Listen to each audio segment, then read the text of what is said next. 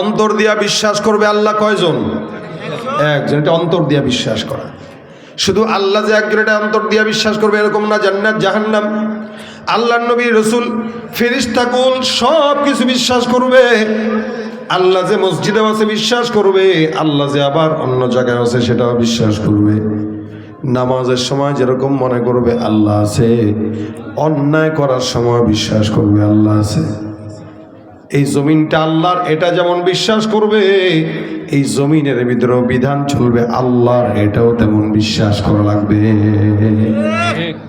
এগুলো সব কিছু বিশ্বাস করার নাম ঈমান।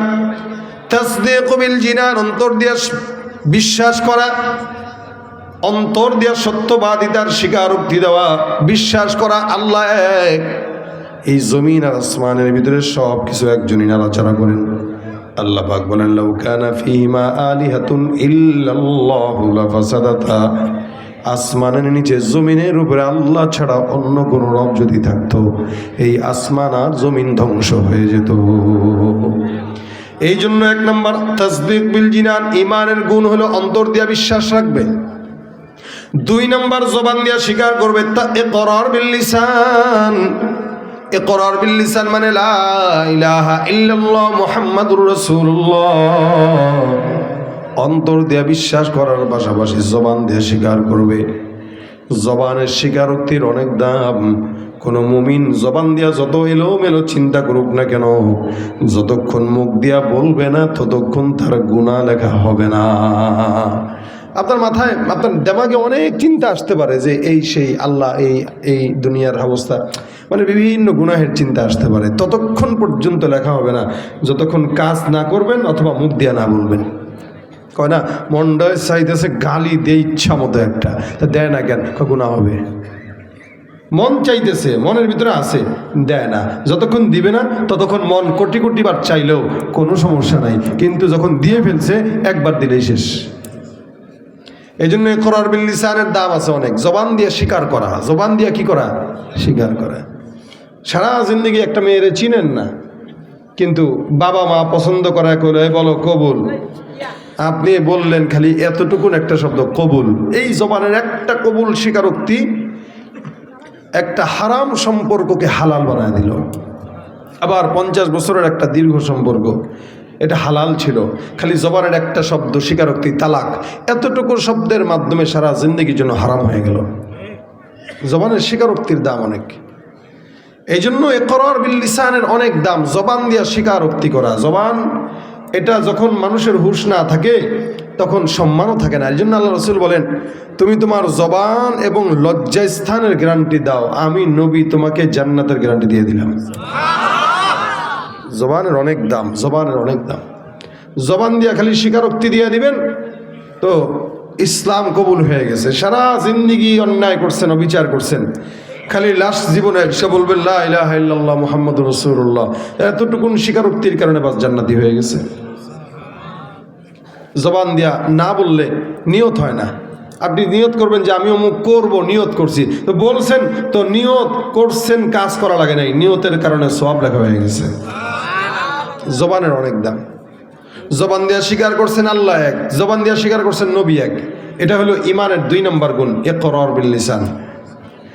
নবীর চাচা আবু তালেব রাসূলকে এত মহব্বত করতেন, হাজার কোটি কোটি মহব্বত করার পরেও আল্লাহ নবী সাল্লাল্লাহু আলাইহি ওয়াসাল্লাম মওতের সময় আবু তালেবের কানে কানে ডাক দেয়া বলেন, চাচা একটা বারের জন্য আপনি আমাকে জবান দিয়ে খুলে পড়ায় দেন লা ইলাহা ইল্লাল্লাহ, এটা আমার জবান দিয়ে একটু বলে দেন, আপনার জবান দিয়ে বলেন।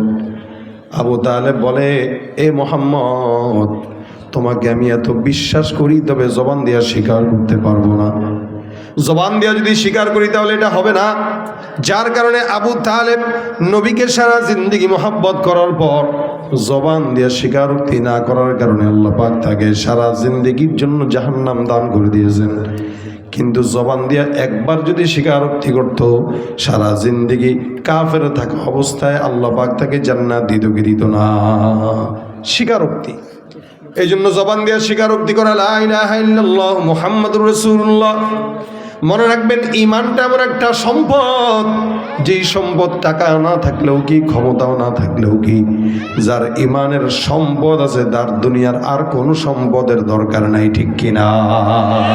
নাই বা পেলাম অর্থ করি, নাই বা পেলাম ঘর, নাই বা পেলাম সুখের দেখা, হোক না আপন পর, পথের দুলায় জীবন আমার হোক ধূসর মলিন, অনাহারে অনাদরে যাক না কেটে দিন, তবু দুঃখ আমার নাগাল কভু পাবে না হৃদয়, সব হারালেও তাও করি না নিঃস্ব হবার ভয়, আমি মুসলমান আমার ধন হলো ঈমান, ঈমানে নূরের রৌশনীতে দীপ্ত আমার প্রাণ, ঠিক কিনা? ঈমান থাকলে আর কোনো টেনশন আছে ভাই? ঈমানের 2 নম্বর গুণ ইকরার বিল লিসান। বলেন ঈমানের 2 নম্বর কি?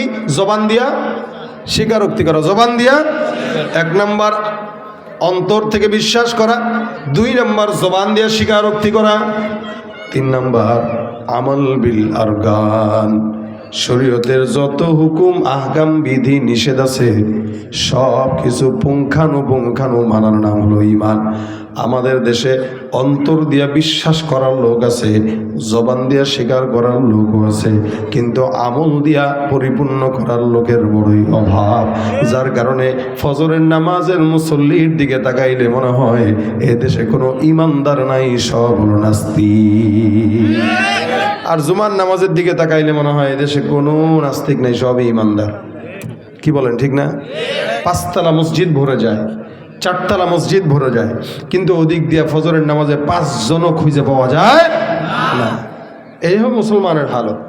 এই জন্য ঈমানের 3 নম্বর শর্ত হলো আমল বিল আরকান। শরীয়তের যত হুকুম আছে বিধি নিষেধ আছে সব কিছু মান্য করা। এভাবে কোনো মুমিন যদি ঈমানদার হয়, আল্লাহ পাক রব্বুল আলামিন বলেন, বান্দা ঈমানদার হয়ে গেছে, এখন নেক কর্ম করো। ইন্নাল্লাযীনা আমানু ওয়া আমিলুস সলিহাত। ঈমানদার আর নেককার আলাদা জিনিস, এক জিনিস নয়। নামাজ যেই বান্দা পড়ে সেই ঈমানদার, লেকিন নেককার না। নেককার এক জিনিস, ঈমানদার এক জিনিস। ঈমানদার সে যে নামাজ পড়ে, রোজা রাখে, হজ করে, যাকাত দেয়, সেই ঈমানদার। আল্লাহ বলেন ঈমানদার হয়ে গেছো, এখন নেক কাজ করো। সারাদিন মসজিদে পড়ে থাকলেই নেককার বলা যায় না। আপনি বলবেন এই লোকটা বড় নেককার, আমি বললাম কেন বললেন? আপনি বলবেন 5 ওয়াক্ত নামাজ জামাতে পড়ে। আমি বলবো 5 ওয়াক্ত নামাজ জামাতের সঙ্গে পড়ার কারণে সে নেককার হতে পারে নাই, ঈমানদার হইছে। একটা লোক সকাল 8টা থেকে সন্ধ্যা 6টা পর্যন্ত চাকরি করে, আপনি বললেন সে কর্মঠ। আমি বললাম না, সে কর্মঠ না। কেন কর্মঠ না? এটা তার চাকরি। চাকরি না করলে খাবে কি, চলবে কেমনে? কর্মঠ তো সে যে 8টা থেকে সন্ধ্যা 6টা পর্যন্ত চাকরি করার পরও আবার রিক্সা নিয়ে বের হয়ে যায়, রাত 12টা পর্যন্ত রিক্সা চালায়, সে হলো কর্মঠ। কেন? নিজের চাকরির পাশাপাশি আলাদা একটু ওভারটাইম করে। কেন? দুনিয়াতে যেন একটু ভালো থাকা যায়। তেমনইভাবে নামাজ কালাম যে পড়ে সে চাকরি করে। এই চাকরিটা আমার আল্লাহ দিয়েছেন, যার কারণে নামাজ পড়ে, রোজা রাখে, হজ করে, যাকাত দেয়, কিন্তু সে ঈমানদার হইলেও নেককার হয় নাই। এখন জান্নাতে যদি একটু ভালো থাকতে চায় তাহলে কি করতে হবে? বলে ফজরের নামাজের পর একটু সময় বসে থেকে সূর্য যখন ওঠে তখন ইশরাকের নামাজটা পড়ে ফেলো, আওয়াবিনের নামাজ পড়ো, চাষতের নামাজ আদায় করো, কখনো 2 সাদকা দান করো, কখনো জিকির আজকার করো, কখনো মানুষকে পথ দেখা দাও, কখনো নেক কর্ম করো। বলে 5 ওয়াক্ত ফরজ বিধানের পর বাড়তি কিছু নেক কাজ করার নাম হলো নেককার। যেই বান্দা নামাজও পড়ে আবার মানুষকে দ্বীনের পথে ডাকে, ওই বান্দা নেককার। নেক কাজ করার জন্য বেশি সময় দরকার নাই, লক্ষ লক্ষ টাকা খরচ করা দরকার নাই। নবী বলেন কোনো মুমিনের সঙ্গে হেসেও যদি কথা বলে, আমার আল্লাহ তার আমল নামায় সদকার সমপরিমাণ সওয়াব লিখে দেন।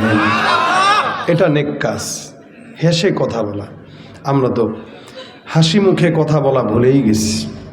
কেউ কথা বললে ভাব ধরা, চোখ মুখ লাল কইরা, নিচের দিকে তাকায়, মোবাইল টিপে টিপে, কত রকম আমাদের কথা।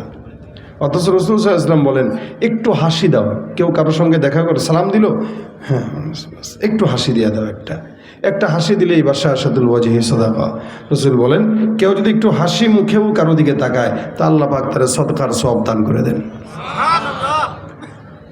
নেক কাজের একটা ঘটনা আপনাদেরকে শোনাই। রাসূল সাল্লাল্লাহু আলাইহি ওয়াসাল্লাম বলেন ছোট্ট ঘটনা, বহু আগের জামানায় এক আল্লাহর বান্দা রাস্তা দিয়ে হেঁটে যায়। সারা জিন্দগি আল্লাহর বান্দা কোনো ইবাদত করে নাই, গুনাহ করছে, আল্লাহকে কোনো দিন ডাকে নাই, সারা জিন্দগি গুনাহ করলো। এই আল্লাহর বান্দা রাস্তা দিয়ে হেঁটে যায়, যেতে যেতে যেতে যেতে হঠাৎ করে তাকায় দেখে মরুভূমিতে একটা কুকুর জিহ্বাটা এই পর্যন্ত বের করে পানির পিপাসায় পড়ে আছে, যেন এক্ষুনি তার মওত হয়ে যাবে। আল্লাহর বান্দা মওত হবে হবে ভাব, যখন নাকি কুকুরটাকে দেখলো এই হালত, আল্লাহর সোয়াবের সন্তুষ্টির আশায় এই বান্দা যে এই কাজটা করছে এরকম নয়। আল্লাহর বান্দা চিন্তা করলো একটা নিকৃষ্ট প্রাণী কুকুর, কুকুরটা পানির পিপাসায় এই জায়গায় কাতরায়, এই কুকুরটাকে একটু পানি পান করানো আমার একটা দায়িত্ব, মানবিক দায়িত্ব। এই মানবিক দায়িত্ব থেকে কুকুরের প্রতি দয়া দেখাইলো। আল্লাহর বান্দা তালাশ করতে করতে করতে করতে একটা কুয়ার মাঝখানে গেল, কুয়ার সামনে গেল, নিজের মোজাটা খুলে কুয়ার ভিতর থেকে পানি উঠায়, নিজে পানি পান করলো, কুকুরকেও পানি পান করানোর জন্য কুয়ার থেকে পানি উঠাইলো। আল্লাহর বান্দা কুকুরের সামনে যায়, কুকুরটাকেও পানি পান করায় দেয়। নবী সাল্লাল্লাহু আলাইহি ওয়াসাল্লাম বলেন আমার আল্লাহ পাক রব্বুল আলামিনের কুদরতের রহমতের সাগরে ঢেউ উঠে যায়। কেন জানো? আল্লাহ বলেন এ পয়গম্বর, এই বান্দাটা একটা সৃষ্টির সেরা জীব নয়, সেরা জীব হয়ে নিকৃষ্ট প্রাণী কুকুরকে পানি পান করানোর জন্য দিনের ভিতরে দয়া লাগলো। আমি আল্লাহ ঘোষণা করলাম, আমি আল্লাহ ওই বান্দাকে দয়া করে মাফ করে জান্নাত লিখে দিলাম। সারা জিন্দেগি কোনো গুনাহ মানে ইবাদত করে নাই, খালি গুনাহ আর গুনাহ, গুনাহ আর গুনাহ, গুনাহ আর গুনাহ। এই গুনাহগারের হালতের ভিতরেও আল্লাহ পাক রব্বুল আলামিনের হাবিব বলেন এই ব্যক্তিটা শুধু কুকুরকে একটু পানি পান করে দিছে, এতটুকুই, আর কিছু না। এতটুকুনের কারণে রাসূল বলতেছেন সাহাবারা, আল্লাহ বলেন একটা স্বাভাবিক কুকুরকে পানি পান করেছে, তার মানে তার দিলে দয়া আছে। সে যদি কুকুরকে দয়া করতে পারে, আমি আল্লাহ তার মতো ইনসানকে কেন দয়া করব না? তারে বলে দাও আমি তারে মাফ করে দিলাম, যাও। তাহলে কুকুরকে পানি পান করায়ও মানুষ জান্নাতে যেতে পারে। আবার অনেক সময় নামাজি কালামি হয়েও জান্নাত যেতে পারে না। কেন? বলে যেটা করতেছে বা ইবাদত করে এগুলো সব বান্দাকে দেখানোর জন্য করে, আল্লাহর জন্য না।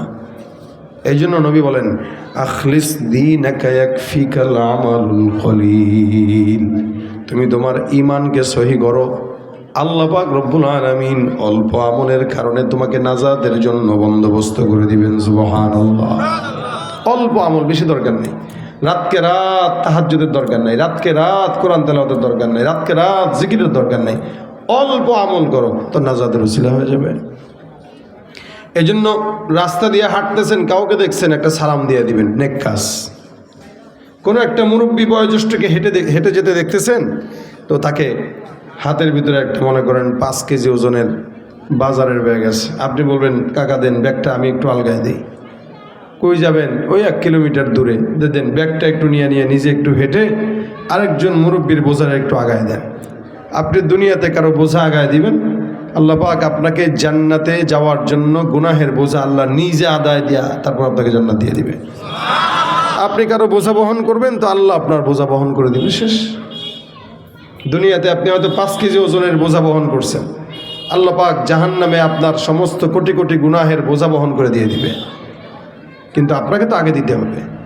এই জন্য নিয়ত করেন, ওলামা একরাম দেখেন অথবা বয়োজ্যেষ্ঠ দেখেন, যাকেই দেখেন, একটু দেখার পরে হাতে কোনো ব্যাগ দেখলে বা অন্য কোনো কিছু দেখলে বলবেন যে দেন আমার কাছে একটু আগায় দিই, এটা সওয়াব।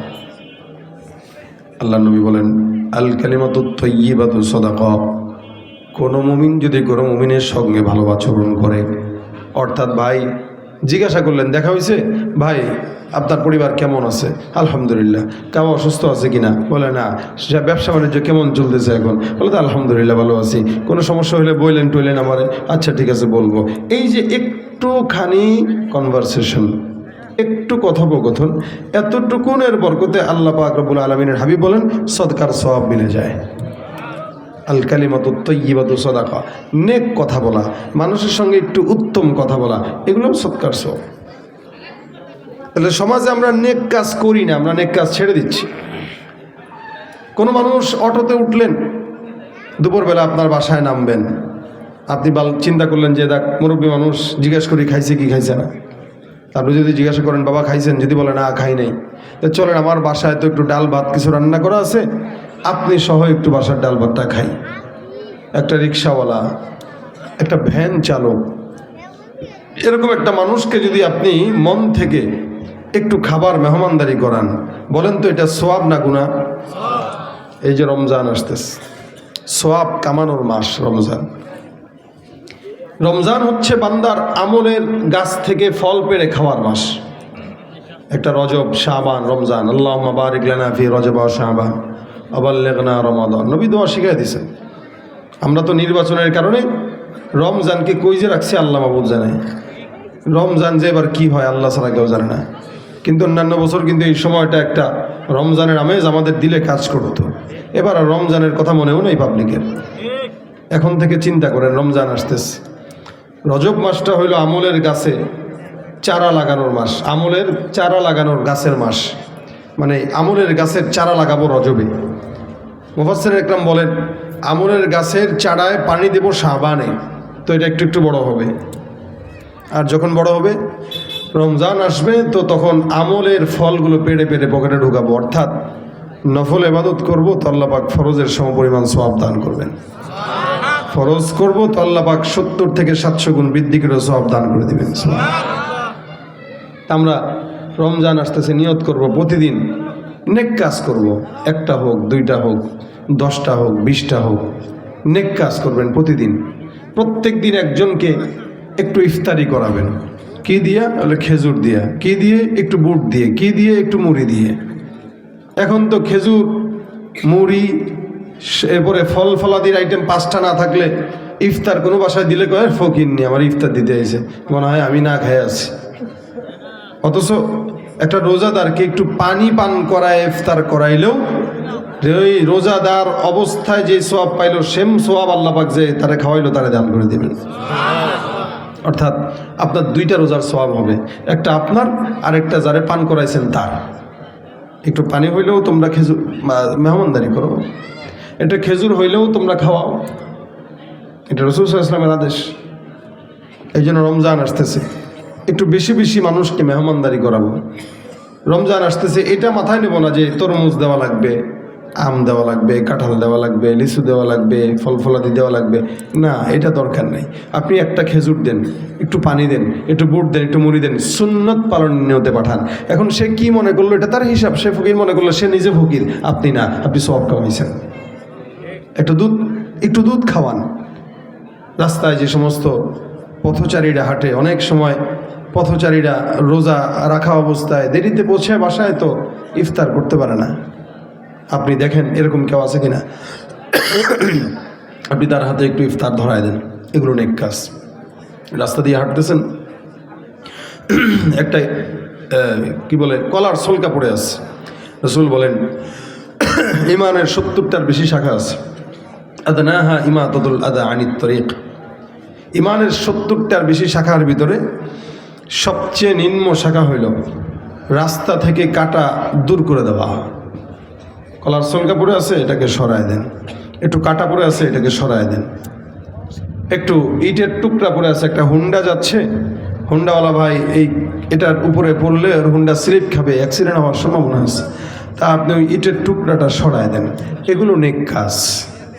এই নেক কাজ যদি আপনি করেন, আশা করা যায় ইনশাআল্লাহ আল্লাহ পাক কি বলেন, জান্নাতুল ফিরদাউস আপনার আমার জন্য অপেক্ষা করবে। সুবহানাল্লাহ।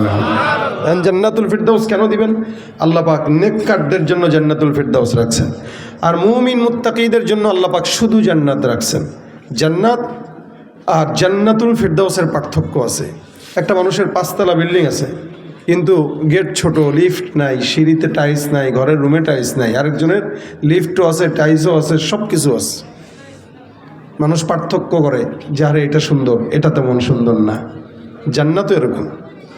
জান্নাতুল ফিরদাউস সবচেয়ে ভিআইপি এবং সুন্দর জান্নাত। আল্লাহ রাসূল সাল্লাল্লাহু আলাইহি ওয়াসাল্লাম বলেন, জান্নাতুল ফিরদাউসে নবী, সাহাবী, তাবেঈ, শহীদ এরা থাকবে। এবং জান্নাতুল ফিরদাউস এমন জান্নাত, যেই জান্নাতে আল্লাহ পাক রব্বুল আলামিনের আরশ পর্যন্ত মুমিনরা বসে বসে দেখবে। জান্নাতুল ফিরদাউসে আল্লাহ পাকের আরশ পর্যন্ত দেখা যাবে, বসে বসে আল্লাহর আরশ দেখবে। এই জন্য জান্নাতুল ফিরদাউস ভিআইপি জান্নাত, এটা আল্লাহর কাছে চাবেন। যেমন আমাদের ঢাকা শহরের গুলশান বনানীতে সমস্ত ভিআইপি মানুষরা থাকে, তাই বলে কি সবসময় ভিআইপিরাই থাকে? কিছু তো দুর্বলরাও থাকে। ভিআইপিদের পাশাপাশি রিক্সাওয়ালা আছে, ভ্যান চালক আছে, কাপড় ধোয়ে কাজের বুয়া আছে, মুচি আছে, তরকারিওয়ালা আছে। এরা কেন থাকে? এরা না থাকলে বড় লোকরা খাবার পাবে কই? ঘোরাঘুরি করবে কেমনে? দারোয়ান পাবে কই? তো গরিব ছাড়া বড় লোকের দাম নাই, যতই হেডাম দেখাক আমাদের সাথে। গরিব ছাড়া বড় লোকের কোনো দাম নাই। তো নবী সাল্লাল্লাহু আলাইহি ওয়াসাল্লাম বলেন, এই যে বান্দা জান্নাতুল ফিরদাউস পাবে, ওই জান্নাতুল ফিরদাউসে আল্লাহ পাক নবীদেরকে রাখবেন, শহীদদেরকে রাখবেন, সাহাবা ইকরামদেরকে রাখবেন, তাবেঈদেরকে রাখবেন। তা আপনি আমি যদি জান্নাতুল ফিরদাউস পেতে চাই, তাহলে আমাদেরকেও কখনো কখনো কিছু গরিব, মিসকিন, ইমানদার, দুর্বলদেরকে আল্লাহ পাক নবীদের সোহবতের থাকার কারণে জান্নাতে ঢুকায় দিবেন। নবীদের ঠেলা আমাদেরকেও ঢুকায় দেবে ইনশাআল্লাহ। এই জন্য আমরা প্রত্যেক দিন কমাস কম নেক কাজ করব। অন্তত 2টা হোক, 3টা হোক, 4টা হোক, যখন সময় হয় প্রত্যেক দিন একটা করে নেক কাজ করেন এবং লিখে রাখবেন যে আজকে আমি অমুক নেক কাজটা করছি। এই নেক কাজটা আপনি তারিখ সহকারে কি করছেন, কেন করছেন, এটা লিখে রাখবেন। তাহলে হবে কি, লিখে রাখার পরে আল্লাহ পাকের কাছে আপনি বলতে পারবেন, যদি কোনো দিন কোনো বিপদে পড়েন আল্লাহর কাছে বলতে পারবেন, আল্লাহ আমি অমুক দিন একটা নেক কাজ করেছিলাম, ওই নেক কাজের উসিলায় আমার এই বিপদ থেকে তুমি আমার হেফাজত করো। নেক কাজের উসিলা দিয়ে চাইলে আল্লাহ পাক বান্দার বিপদ আপদ দূর করে দেয়। এই জন্য প্রত্যেক দিন কমাস কম 3টা, 4টা, 5টা যতগুলো পারি নেক কর্ম করবো ইনশাআল্লাহ। কথা বলে না? রাজি থাকেন, নিয়ত করেন যে প্রত্যেক দিন একজনের বোঝা আগায় দিব, একজনের জন্য একটু সহজ করব, একজনের সঙ্গে একটু হাসি মুখে কথা বলবো, একজনকে একটু দিনের দাওয়াত দেব, একজনকে একটু নামাজের কথা বলবো।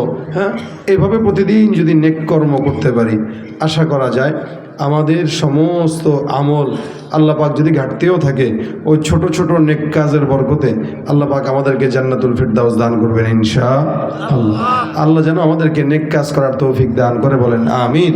আজকের এই মজমায় আমাদের এই আজকের মজমায় যে সমস্ত যুবকরা আয়োজন করেছেন, এই যুবকরা যদি প্রত্যেকটা যুবক যদি নেক কাজ করার নিয়ত করে যে আমরা সমাজে কোনো অন্যায় হোক এটা চাই না, আমরা মাদক সেবন করব না, আমরা কোনো মাদক দ্রব্য এমন যা আছে সিগারেট থেকে শুরু করে কোনো জিনিস আমরা ধরবো না, আমরা এখন থেকে নেক কাজ করব, তাহলে এই এলাকা শান্তির এলাকা হয়ে যাবে। কি বলেন, ঠিক না?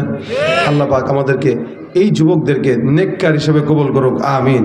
আমি আপনাদের সামনে এই ভাঙা গলায় এই স্বল্প সময় যেই কথাগুলো বললাম, আল্লাহ যেন এগুলো আমাদেরকে বোঝার তৌফিক দান করেন। হযরত চলে আসছেন ইনশাআল্লাহ, হুজুর আপনাদেরকে মন ভরে কথা শোনাবেন, গ্যাপটা পূরণ করবেন ইনশাআল্লাহ। আল্লাহ পাক রব্বুল আলামিন যেন আমাদের এই আজকের মজমাকে বরকতময় করে, বলেন আমিন। আমরা সবাই মিলে লাস্টে একটা নাতে রাসূল গাই, যদিও হুজুর অনুরোধ করছেন, কিন্তু আমি আসলে আমার গাওয়ার মতো অবস্থা নাই, আমি মারাত্মক দুর্বল। যেখানে আমার বিছানায় থাকা দরকার ছিল ওই জায়গায় আমি বাসার থেকে এসে আপনাদের এত দূরে এসে আপনাদেরকে কথা শোনাইতেছি, এটা আমার নিজের উপরে জুলুম, শরীরের উপরে জুলুম। এরপরও আমি অল্প একটু শোনাই দিয়ে যাচ্ছি। ইশকে নবী জিন্দাবাদ, ইশকে নবী জিন্দাবাদ, ইশকে নবী জিন্দাবাদ, ইশকে নবী জিন্দাবাদ।